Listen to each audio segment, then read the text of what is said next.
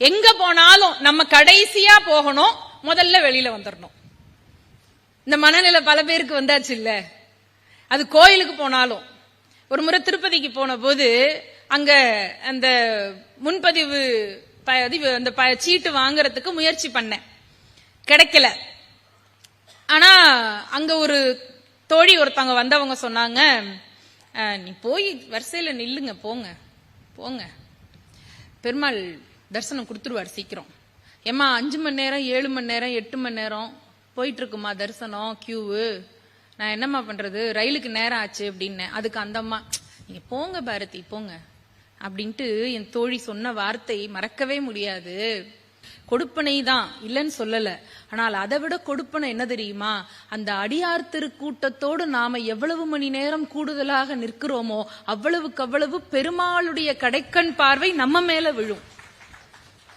வரிசையில நிக்க பயப்படாதீங்க, கோவிச்சுக்காதீங்க. ஆனா உண்மையிலேயே சொல்லுகிறேன் பெருமக்களே, நானும் தெரிந்தவங்க கிட்ட எல்லாம் அன்னைக்கு கொஞ்சம் முன்னாடி போய் தரிசனம் பண்றதுக்கு ஏதாவது ஒரு சீட்டு கிடைக்குமா, 300 ரூபாய் 1000 ரூபாய் 2000 ரூபாய், நம்ம அப்பதானே நம்மளோட பலத்தை எல்லாம் பயன்படுத்துவோம்ல. அன்னைக்கு ஒருத்தரும் உதவி பண்ணவே இல்லை. அவங்க சொன்ன மாதிரி பெருமாள் தான் உதவி பண்ணாரு. போய் வரிசையில நின்னு சாதாரணமான வரிசையில தான் நின்னோம். நின்னதுல 2 மணி நேரத்துல பெருமாள் கிட்டேயே போயாச்சு. திருப்பதியை பொறுத்த வரைக்கும் அது ரொம்ப சீக்கிரம் தானே. 2 மணி நேரத்துல பெருமாள் தரிசனம் கொடுத்துட்டாரு. சில சமயம் அப்படி ஆகுங்க, நம்ம உயர்வா நினைச்சுக்கிட்டு பெரிய முயற்சி பண்ணுவோம், ஆனால் சாதாரணமான விஷயத்துல நமக்கு சாதாரணமான முயற்சியிலேயே அந்த பலன் கிடைத்து விடும்.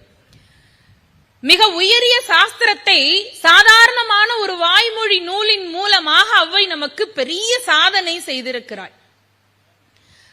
நம்முடைய ஷண்மதங்களிலே முதலாவதாக வைத்து போற்றப்படக்கூடிய மதம் கானாபத்தியம். விநாயகரை முழுமுதற் கடவுளாக வைத்து போற்றக்கூடிய மதம். ஆதிசங்கர பகவத்பாதாள் வகுத்து கொடுத்த, முறைப்படுத்தி கொடுத்த இந்த ஷண்மதங்களிலே விநாயகருடைய பெருமை சொல்ல சொல்ல தீரவே தீராது. இந்த விநாயகருடைய பெருமையை ஏன் முதலிலே பாடுகிறோம் என்பதற்கான விளக்கம் தான் முழுக்க விநாயகர் அகவல். நம்முடைய வாழ்க்கை சிறப்பாக அமைய, சீராக அமைய நிறைய முயற்சிகள் செய்கின்றோம். படிக்கிறோம், ஒரு நல்ல பணிக்கு செல்கிறோம், பதவியை அடைகிறோம், பணம் சம்பாதிக்கின்றோம், புகழ் சம்பாதிக்கின்றோம். இது எல்லாம் புற வாழ்க்கைக்காக என்பதுதான்.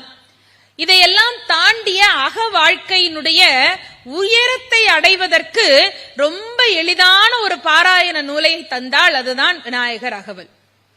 சீதக்களப செந்தாமரைப்பும் பாதச் சிலம்பும் பல இசை பாட பொன்னரை ஞானம் பூந்துகிலாடையும் வண்ணமருங்கில் வளர்ந்தழகெரிப்ப பேழை வயிறும் பெரும்பாரக்கோடும் வேழமுகமும் விலங்கு சிந்தூரமும் என்று பாடல் 72 வரிகள்ல நமக்கு ஒரு குறுநூலாக அது கிடைக்கிறது. விநாயகருடைய அந்த வடிவத்தை நம்மளுடைய யோக சாஸ்திரங்களில் பேசக்கூடிய அருளாளர்கள் சொல்லுவது என்ன என்றால், இந்த உலகம் பிரபஞ்சம் எதை அடிப்படையாக வைத்து படைக்கப்பட்டதோ அதனுடைய ஒட்டுமொத்த வடிவமாக விளங்கக்கூடியவர் விநாயக பெருமான். பிரணவாகாரத்தை அடிப்படையாக வைத்துத்தான் உலகத்தை ஆண்டவன் படைத்தான், பிரபஞ்சத்தை படைத்தான். அந்த பிரணவாகாரத்தினுடைய ஸ்தூல வடிவமாக நமக்கு கண்ணு முன்னால் நிற்கக்கூடியவர் விநாயக பெருமான். சூக்ஷ்மமாக இருக்கக்கூடிய அந்த சக்தியை நம்முடைய புறக்கண்களுக்கு காட்டக்கூடிய ஸ்தூல வடிவமாக விளங்குபவர் விநாயக பெருமான் என்கிறது யோக நூல்கள்.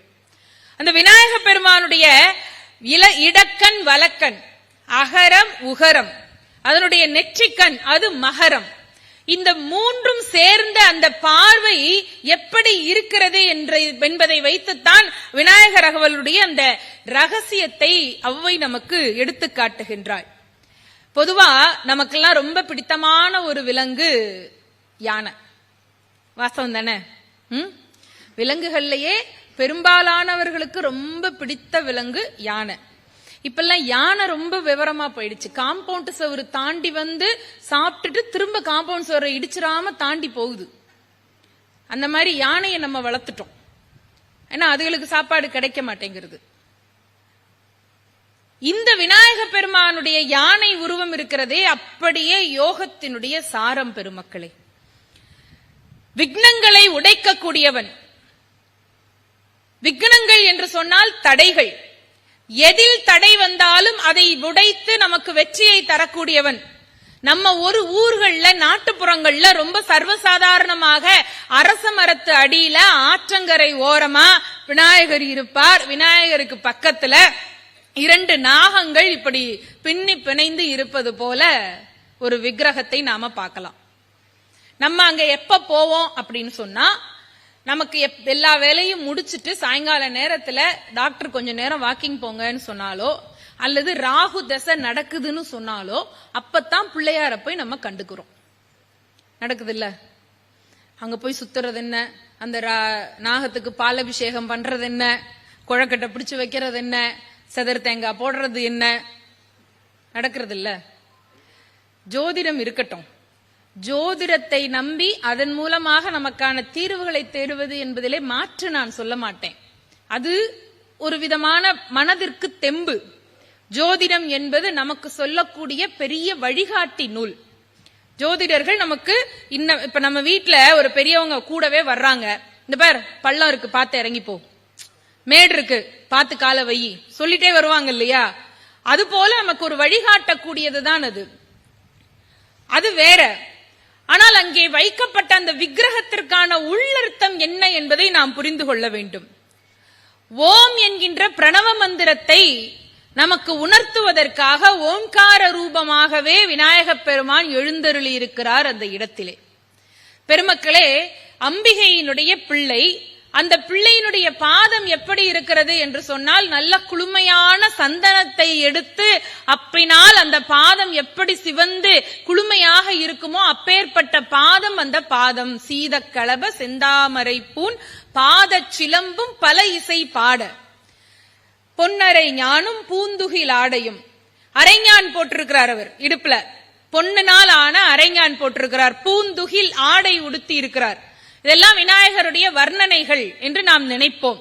ஆனால் இந்த விநாயகருடைய பாதத்தை பிடித்துக் கொண்டால் என்ன பலன் கிடைக்கும் என்பதுதான் அவ்வை நமக்கு சொல்லக்கூடிய செய்தி. பொதுவா யானையினுடைய மேல ஏறி உட்கார்றதுக்கு பாகன் சொன்னாலாம் நடக்காதுங்க. 500 ரூபாய் நோட்டை நீட்டினாலாம் நடக்காது. யானை மனசு வச்சாதான் நம்ம மேல ஏறி உட்கார முடியும். உண்மைதானே? அது பாதத்தை அப்படி வைக்கும், அது மேல ஏறி அந்த கால் மேல நம்ம காலை வச்சு அதனுடைய பெரிய காதை பிடித்து கொண்டு அது பிறகு அது இப்படி தாழ்ந்து கொடுக்கும், பிறகு மேல ஏறி உட்காருவோம்.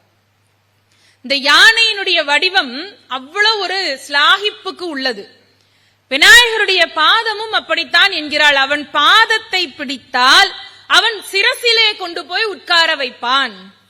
அவையினுடைய சரித்திரத்திலே வருகிறது இல்லையா? சேக்கிழாரும் சேரமான் பெருமான் நாயனாரும் கைலாயத்திற்கு போய் கொண்டிருக்கிறார்கள். அவர்கள் போவதை பார்த்த அவ்வை அதை திரும்பி பார்க்கிற பொழுது, விநாயகர் நீ பூஜையை முடி, நான் உன்னை அவர்களுக்கு முன்பு கொண்டு போய் சேர்க்கிறேன் என்று.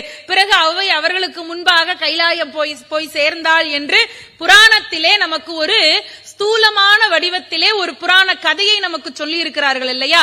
அதனுடைய உண்மை உள்பொருளைத்தான் விநாயகர் அகவல் முழுவதும் சொல்லுகிறாள். பெருமக்களே, மூலாதாரம் என்று ஆரம்ப புள்ளியில் இருக்கக்கூடிய நம்முடைய 6 ஆதார சக்கரங்களிலே மூலாதாரத்தில் இருக்கக்கூடிய நம்முடைய கனலை காலால் எழுப்பினால், குண்டலு கால் என்று சொன்னால் இந்த இடத்திலே காற்று, அந்த காற்றின் மூலமாக சுவாசத்தின் மூலமாக பிராணவாயுவை முறைப்படுத்துவதன் மூலமாக அதன் குண்டலினி சக்தியை மேலே எழுப்ப எழுப்ப அது சகசிராரத்தில் சென்று நமக்கு பெரிய உயர்வை தரும் இல்லையா? யோகிகளுக்கு கண்மூடிய நேரத்திற்குள்ளே அந்த சமாதி நிலை கைவரப்பெறும் இல்லையா? அந்த சமாதி நிலையை நமக்கு புராண வடிவத்திலே ஸ்தூலமாக சொன்னதுதான் அவ்வை.